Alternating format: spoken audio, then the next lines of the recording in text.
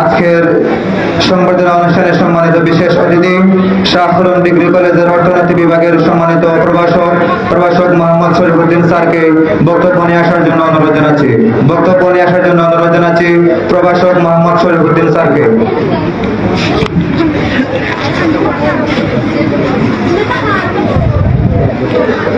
আসসালামু আলাইকুম।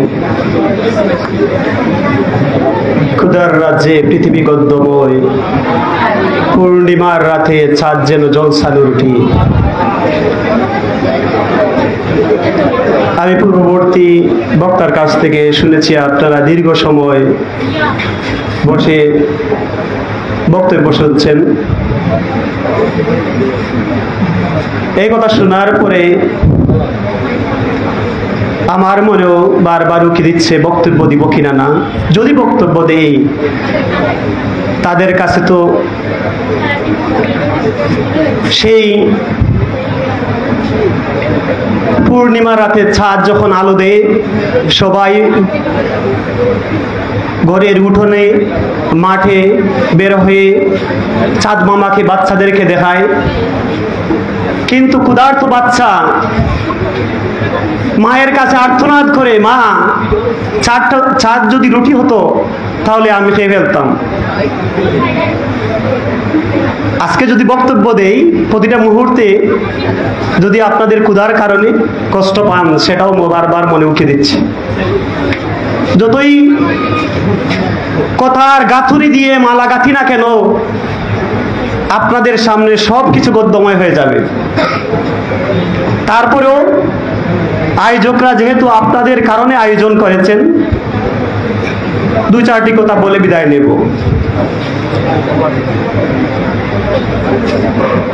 এখানে উপস্থিত রয়েছেন আজকের অনুষ্ঠানের প্রধান অতিথি, এদেশের ছাত্র সমাজের অহংকার, আদর্শবাদী ছাত্র কাফেলা, মেধার লালন, উন্নত চরিত্র গঠন, মানবিক যোগ্যতা বিকাশের প্রত্যয় দীপ্ত কাফেলা বাংলাদেশ আঞ্জুমানে তালামিজে ইসলামিয়ার কেন্দ্রীয় সহসভাপতি ছাত্রনেতা মঞ্জুরুল করিম মহসিন। উপস্থিত রয়েছেন এই সিলেট জেলার রাজনীতির প্রবাদ পুরুষ, সদর উপজেলার মাটি এবং মানুষের ছাত্র, শিক্ষক, শ্রমিক, পেশাজীবী, রাজনীতিবিদ, সামাজিক,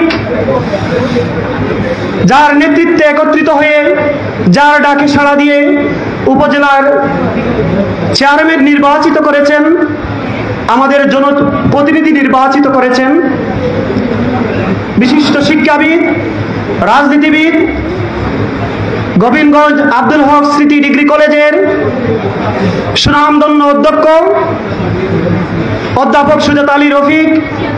উপস্থিত রয়েছেন সিলেট সদর উপজেলার সবচেয়ে প্রাচীনতম বিদ্যাপীঠ সিরাজুল ইসলাম আলিম মাদ্রাসার সুনামধন্য অধ্যক্ষ হযরত মাওলানা ইব্রাহিম আলী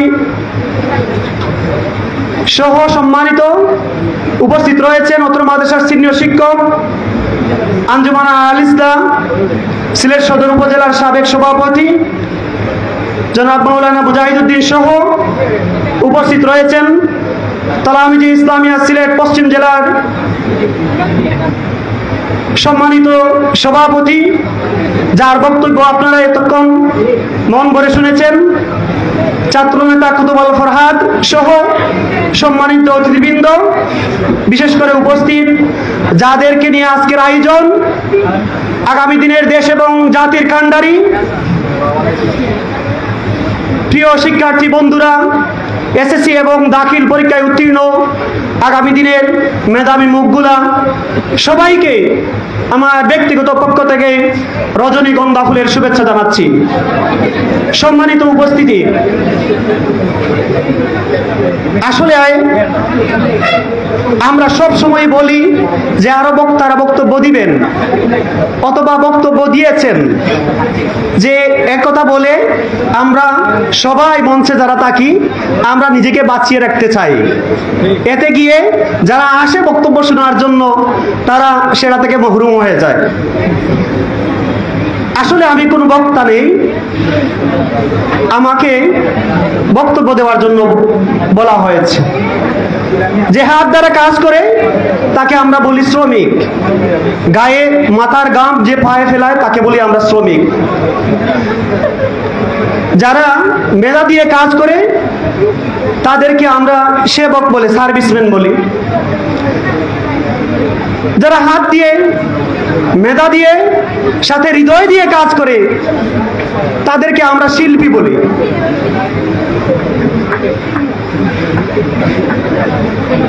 কেউ যদি বক্তব্য দিতে চায়, বক্তা হতে চায়, তাকে অবশ্যই শিল্পী বা নায়ক হতে হবে। কারণ মঞ্চে না আসলে কেউ অভিনয় দেখে না। আমি কোনো শিল্প নই, আমি কোনো নায়ক নই, কিন্তু আমাকে নায়ক সাজানো হয়েছে। তারপরে নায়কের অভিনয় করতে কিছু সময় আপনাদের সামনে 2-4টি কথা বলবো। তবে আমি বিশ্বাস করি আজকের সবচেয়ে বড় নায়ক, সবচেয়ে বড় হিরো আপনারাই। আগামী দিনের দেশ এবং জাতির হিরো আপনারাই। আপনাদের মাঝ থেকে একজন উপজেলার চেয়ারম্যান ইনশাআল্লাহ আগামীতে বের হবে। আমার কথা একটি কথা চেয়ারম্যান সাহেবের কাছে স্মরণ হয়েছে, বলে যেতে চাই। আমার দাবি থাকবে, যেটার জন্য আমি সংগ্রাম করে যাচ্ছি আমার ছাত্র জীবন থেকে শুরু করে আজ পর্যন্ত, এই সদর উপজেলায় কোনো শিক্ষার্থী যাতে কোনো বখাটে দ্বারা হয়রানি না হয় সেটা নিশ্চিত করতে হবে। এই সদর উপজেলার শিক্ষা প্রতিষ্ঠান, সদর উপজেলার মানুষ তার নিজের টাকা দিয়ে, নিজের জমি দিয়ে শিক্ষা প্রতিষ্ঠান গড়ে তুলেছে। এই এলাকার, এই সদর উপজেলার শিক্ষার্থী, এই সমস্ত সন্তানরা শিক্ষিত হওয়ার জন্য, কারোর পেটের রুজি করার জন্য প্রতিষ্ঠান তৈরি করা হয় নাই। আমাদের বাপ দাদারা রক্ত, শ্রম, আমাদেরকে না খেয়ে টাকা দিয়ে প্রতিষ্ঠান গড়ে তুলেছেন, কারো পেট ভরার জন্য নয়। আপনার কাছে আমি অনুরোধ করব, আপনি একটি প্রতিষ্ঠানের প্রধান, আপনি আবার সেবক, আপনি আবার অভিভাবক, আপনি আবার শিক্ষাবিদ, আপনি একজন শিক্ষক, আপনি একজন আদর্শ নেতা।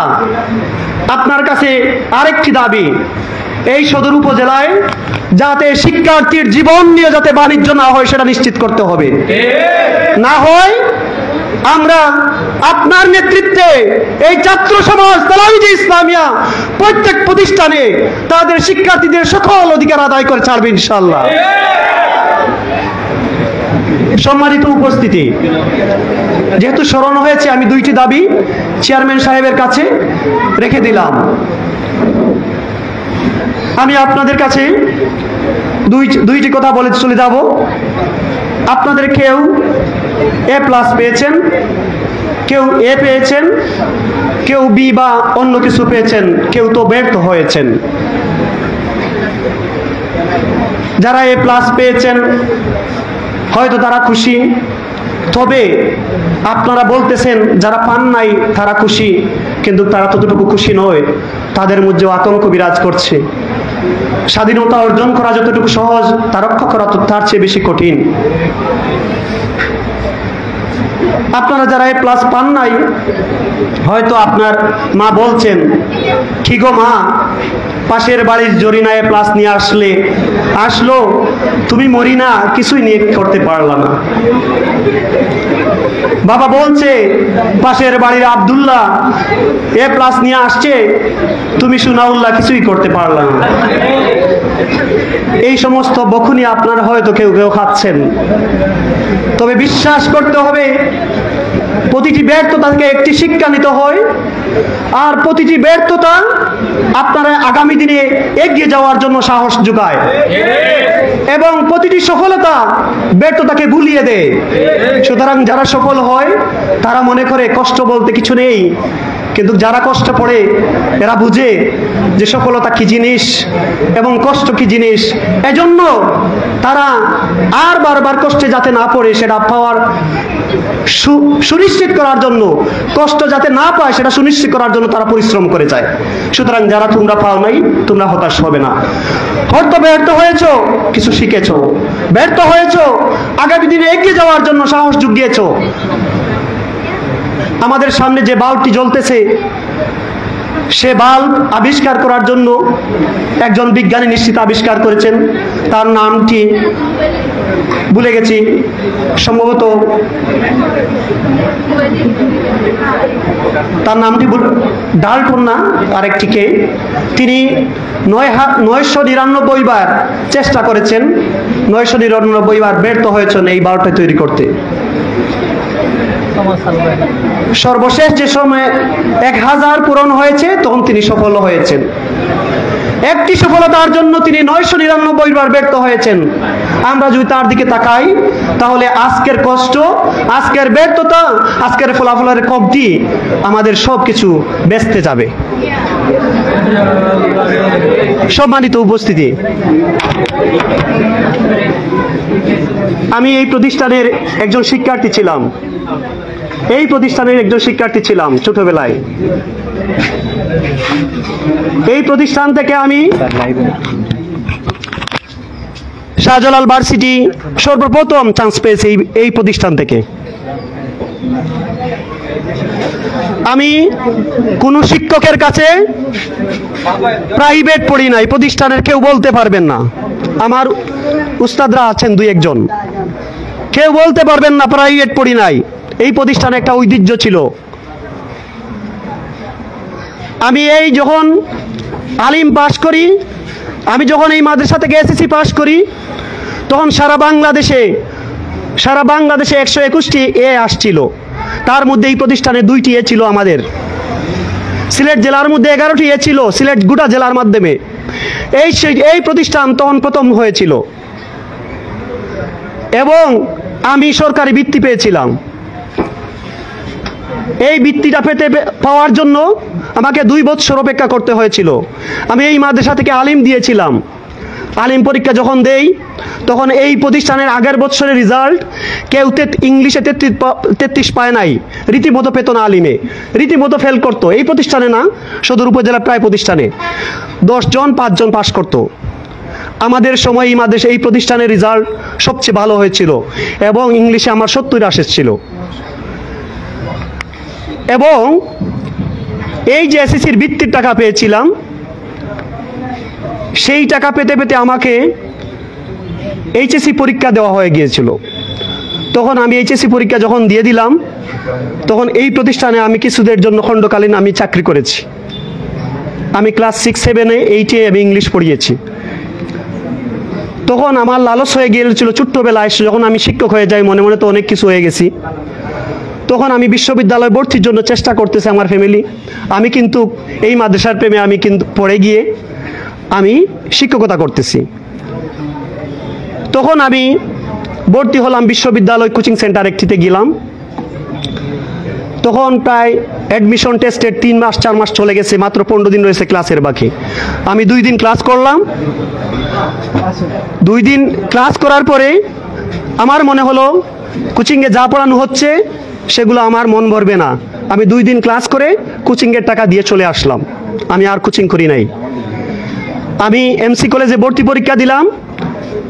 এমসি কলেজের সারা পরীক্ষার মধ্যে আমি মেধা তালিকায় 13 নম্বর হয়েছিলাম। যখন এমসি কলেজের রেজাল্ট বের হলো, আমি শাহজালাল ভার্সিটিতে শাহজালাল বিজ্ঞান প্রযুক্তি বিশ্ববিদ্যালয়ে পরীক্ষা দিয়েছিলাম। তখন রেজাল্টের অপেক্ষা করছিলাম। আমি মনে মনে ভাবলাম, আমার মাদ্রাসা থেকে কেউ আজ পর্যন্ত চান্স পায় নাই, এলাকার কেউ চান্স পায় নাই, তাহলে আমি তো আশা করতেই পারি না। আমি অ্যাডমিশন টেস্টের কোনো কোচিং সেন্টারও রীতিমতো পড়ি নাই, আমি কিভাবে পরীক্ষায় পাশ করব। এক সময় আমার এই মাদ্রাসার একজন স্যার আমাকে কল দিলেন যে রেজাল্ট বের হয়েছে, পত্রিকাতে রোল নম্বর আসছে, তোমার অ্যাডমিট কার্ড কি আছে? আমি অ্যাডমিট কার্ড নিয়ে আসছি, দেখা যায় আমার রোল নম্বর রয়েছে। আমি শাহজালাল বিশ্ববিদ্যালয়ে ভর্তি হব, এমসি কলেজে ভর্তি হব, তখন দ্বিধাদ্বন্দ্বে তখন এমসি কলেজে আমি ইংলিশ ডিপার্টমেন্টে ভর্তি হয়েছি, কিন্তু ভর্তি হয়ে নাই, আমাকে সাবজেক্ট দেওয়া হয়েছে। এই অবস্থায় আমি শাহজালাল বিশ্ববিদ্যালয়ে চান্স পেলাম। শাহজালাল বিশ্ববিদ্যালয়ে আমি চান্স পাই অর্থনীতি ভর্তি হলাম। যখন অর্থনীতি সাবজেক্ট আমার কাছে কঠিন মনে হলো, আমি ইংলিশে ভর্তি হতে চেষ্টা করলাম, তখন আমাকে সুযোগ দেওয়া হলো না।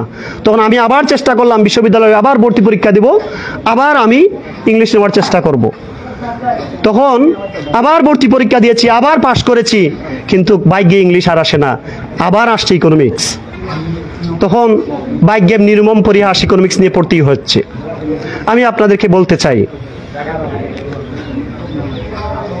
বাংলাদেশ আর সেই অবস্থায় নেই।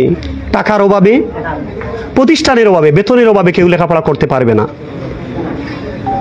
আমার কলেজে, শাহকুরুম কলেজে যে সমস্ত শিক্ষার্থীরা টাকার অভাবে পড়তে পারে না, তাদের বেতন অনেক কিছু মওকুফ করে দেন। বিশেষ করে আজকের চেয়ারম্যান সাহেব রীতিমতো কল দেন প্রিন্সিপাল সাহেবের কাছে বেতন মওকুফ করার জন্য। এজন্য আজকের চেয়ারম্যান সাহেবের কাছে আমি একজন শিক্ষার্থীর প্রতিনিধি হিসাবে আমি সবচেয়ে বড় দাবিটুকু, এই দুইটি দাবি আপনার কাছে রাখবো। আমি জানি আপনিও শিক্ষা জীবন পার করে এসেছেন, শিক্ষার্থীর টাকার অভাব, হাত টান, সেটার অভাবটুকু আপনি বুঝবেন। সেই দুইটি বিষয়ে আপনি দয়া করে নজর রাখবেন। সম্মানিত উপস্থিতি, আমি আর কথা না বাড়িয়ে আপনাদেরকে আগামী দিনের জন্য প্রস্তুত হওয়ার জন্য উদাত্ত আহ্বান জানিয়ে সবাইকে ধন্যবাদ জানিয়ে আমার কথা এখানে একান্ত করছি। ধন্যবাদ সবাইকে।